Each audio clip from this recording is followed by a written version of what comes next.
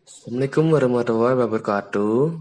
Kami di sini akan menjelaskan tentang strategic human resource management yang beranggotakan saya David Heriawan, NIM 3001, Aditya Putra 3050, Satyo Febrianto Utomo 3057, Harjuna Adi 3024, Aldi Dharma 3053.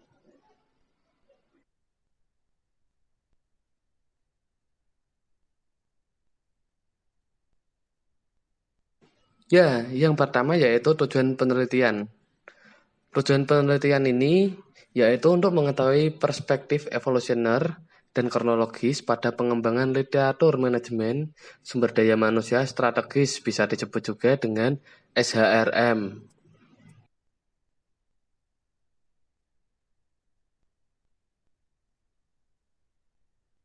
Ya, selanjutnya yaitu metodologi penelitian.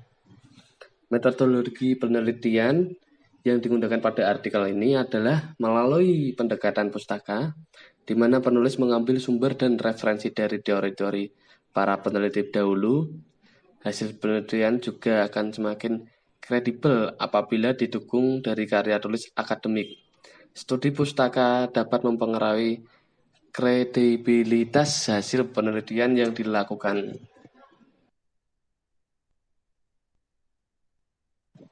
Ya, selanjutnya yaitu teori.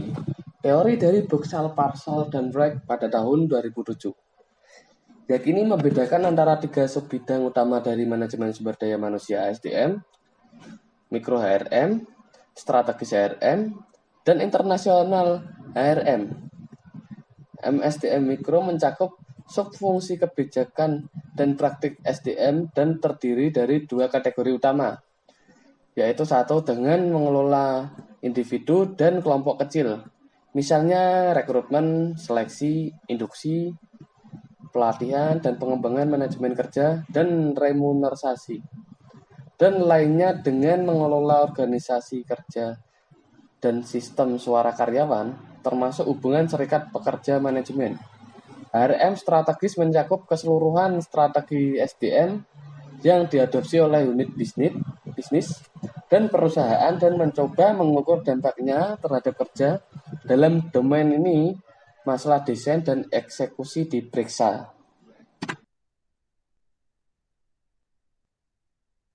Ya, yang kedua yaitu teori Langnick-Hale pada tahun 1988, yaitu mengusulkan bahwa untuk sumber daya manusia, untuk mempengaruhi strategi, perlu ada kesesuaian antara strategi bisnis, organisasi, dan strategi SDM, yaitu perspektif kontingensi lain.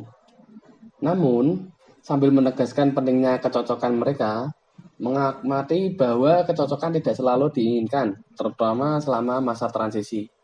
Mereka menyarankan bahwa kecocokan dianggap sebagai ujung yang berlawanan dari kontinum, dari fleksibilitas, dan bahwa perusahaan secara eksplisit memilih posisi sepanjang kontinum yang berdepatan dengan penilaian mereka terhadap kondisi persaingan yang akan datang.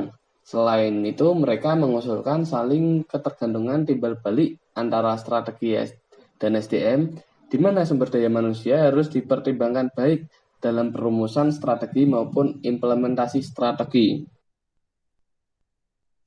Ya, untuk yang nomor 3, Bayer dan Mesolam pada tahun 1988 memperluas gagasan kecocokan untuk menggabungkan komponen eksternal dan internal. Kesesuaian eksternal menyelaraskan praktik SDM perusahaan dengan strateginya, sedangkan kesesuaian internal menyelaraskan praktik SDM perusahaan satu sama lain, antara lain saling memperkuat satu sama lain. Selain itu, mereka mengusulkan bahwa kesesuaian antara praktik dan strategi SDM akan berubah seiring kemajuan organisasi melalui tahapan siklus hidupnya. Untuk yang nomor 4, Jackson, Schuler, dan Rivero pada tahun 1989 menunjukkan hubungan empiris antara karakteristik konteks organisasi, antara lain sektor industri, strategi inovasi, teknologi manufaktur, struktur organisasi, ukuran organisasi, dan serikat pekerja, dan praktik STM. Mereka menemukan perbedaan antar organisasi dalam praktik STM dan perbedaan intraorganisasi atau yang disebut manajerial atau per jam. Artikel ini merupakan salah satu demonstrasi empiris paling awal bahwa strategi terkait dengan praktik STM dan bahwa beberapa sistem STM ada dalam satu organisasi.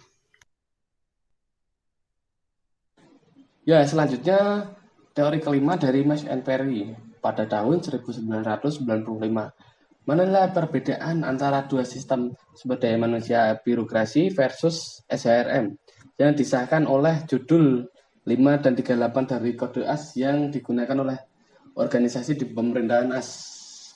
Sistem birokrasi versus SHRM dinilai pada kemampuan mereka untuk menghasilkan individu dan organisasi tertentu. Model birokrasi mirip dengan sistem sumber daya manusia kontrol. Sedangkan model SRM mirip dengan sistem sumber daya manusia komitmen yang diidentifikasi oleh Arthur pada tahun 1994.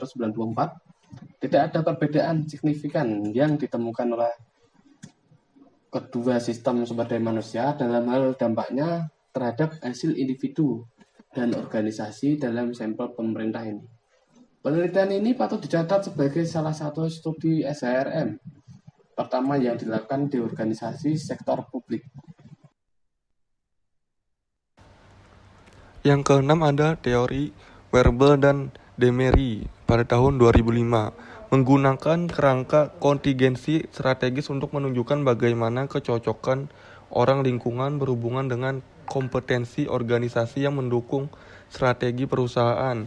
Mereka mengusulkan bahwa kecocokan orang lingkungan adalah pin penghubung antara keselarasan vertikal dan horizontal di SHRM. Selain itu, mereka mengusulkan secara vertikal menghubungkan sistem sumber daya manusia dengan strategi perusahaan melalui kompetensi organisasi dan secara horizontal menghubungkan praktik HRM untuk mempromosikan kompetensi organisasi yang berbeda tersebut sebagai sarana untuk meningkatkan kinerja.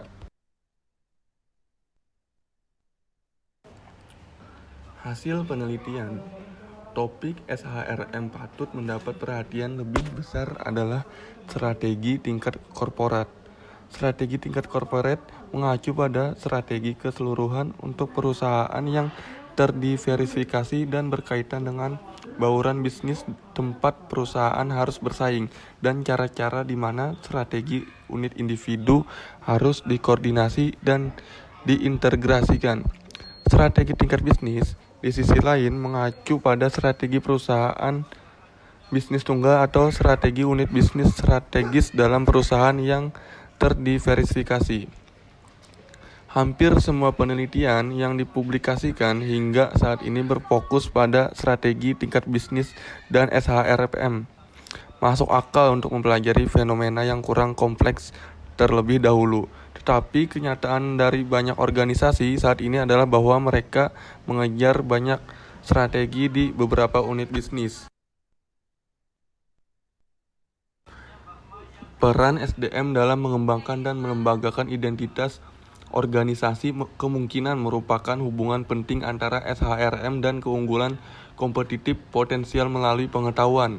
Demikian pula, Collins dan Smith pada tahun 2006 menunjukkan bahwa praktik SDM mempengaruhi iklim sosial organisasi, yang pada gilirannya membentuk pertukaran dan kombinasi pengetahuan dan mengarah pada kinerja organisasi yang lebih baik.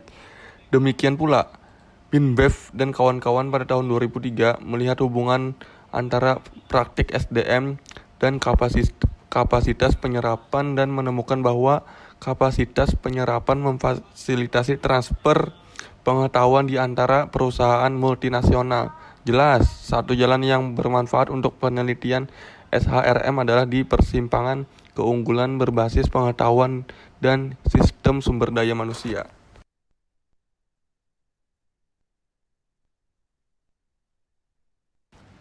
Terus kesimpulan, tidak seperti beberapa topik, misalnya manajemen kualitas total, rekayasa ulang proses bisnis, yang telah memperoleh status FEDIS dalam sumber daya manusia. Manajemen selama bertahun-tahun, manajemen sumber daya manusia strategis telah mencapai daya tahan. Beberapa hari ini akan berpendapat bahwa itu adalah bidang studi yang penting dan mapan. Seiring SHRM terus berkembang, tantangannya adalah mengisi kesenjangan dalam pengetahuan yang sebelumnya telah diidentifikasi, serta membuat terobosan baru di lingkungan yang terus berubah di dinamis.